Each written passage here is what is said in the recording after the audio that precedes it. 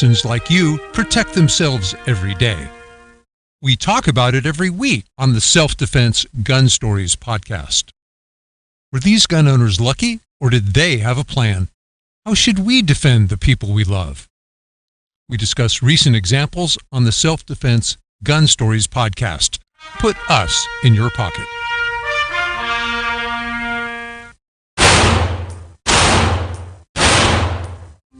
Hi, I'm Janelle Westrom, owner of Davenport Guns and Davenport Shooting Club. At Davenport Guns, we do so much more than sell firearms. We advocate for increased personal safety and security, not just for you, but your whole family and community. Go to davenportguns.com to see our online inventory and browse videos, articles, and things we just find entertaining. Sign up for our newsletter to learn more. Your front door, your car, your gun. Safety is a habit. Gun safety and responsible storage are no different, and the best way to help prevent accidents, misuse, and theft. Cable locks help keep firearms secured. Learn how to get a free firearm safety kit. Visit projectchildsafe.org. If you have a firearm, own it, respect it, and secure it. Brought to you by the National Shooting Sports Foundation and the Bureau of Justice Assistance.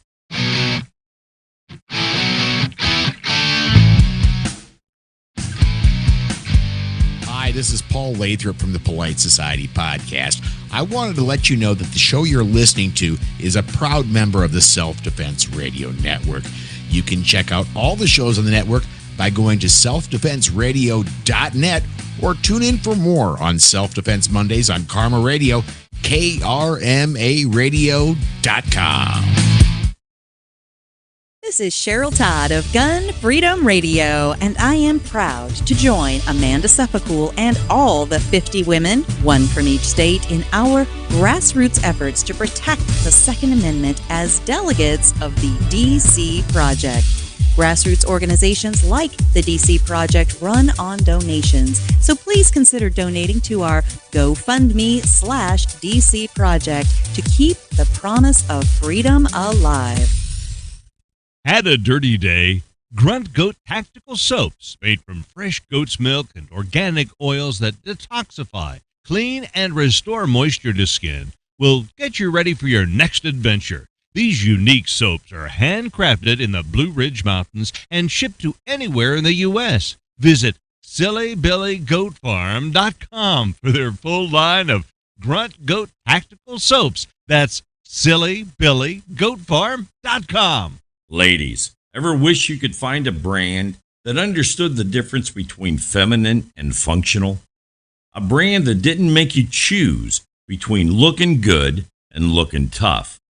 Check out offhandgear.com, a brand designed by a gun girl/mom that closed the gap to give you feminine, durable, functional gear. Offhandgear.com, the brand that gets you. We all know rust is bad. To help keep rust from forming on your firearms, tools, and other ferrous-based items, you want to have Rust is Bad in your gun-safe toolbox and anywhere you want to be rust-free. Rust is Bad bolsters and G-strings deposit small, safe particles that coat your rust-vulnerable items. Save your valuable items with Rust is Bad. Go to www.eyeonthetargetradio.com and follow the link for more information. That's www.eyeonthetargetradio.com for Rust is Bad.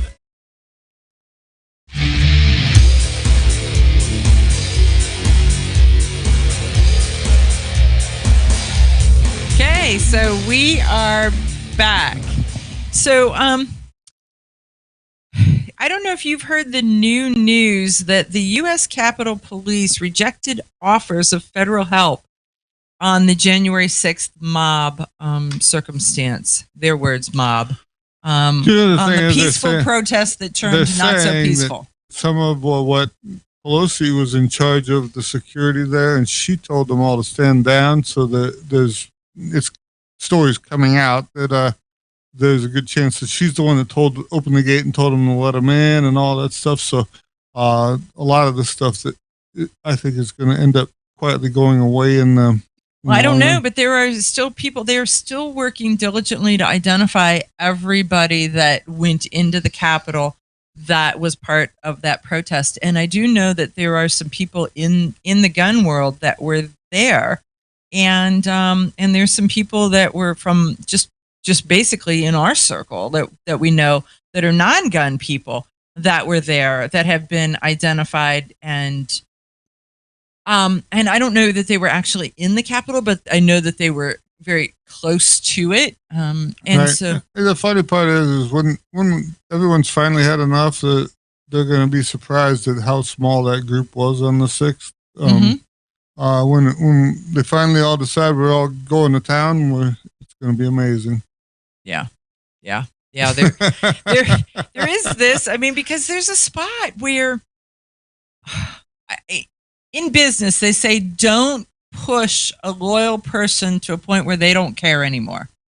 And we're getting to a point where don't push a country to a point where they feel like they don't have any lawful responses left. And so having that lack of... I mean, it's one thing when you got like the House and the Senate and then the courts are separate, and you can see at least one of them is standing up for you. You hold the ground, you do your thing, and if when all of them seem to have sold out to the same person, and they just whatever, go along.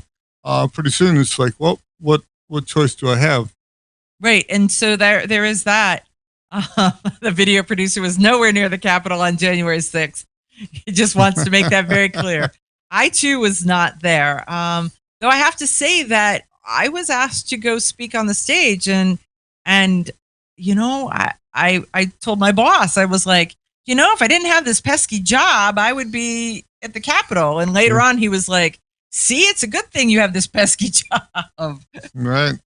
So a little bit of all of that. But I think what that's leading us to is where they want to stack the courts. That's extremely concerning. If they want to change the mix of the Supreme Court, because they didn't get their way, they didn't get to put who they wanted in there, so they're going to put 4 more, which means that when the next team is at bat, they're going to put 4 more, and then they're going to put 4 more, right?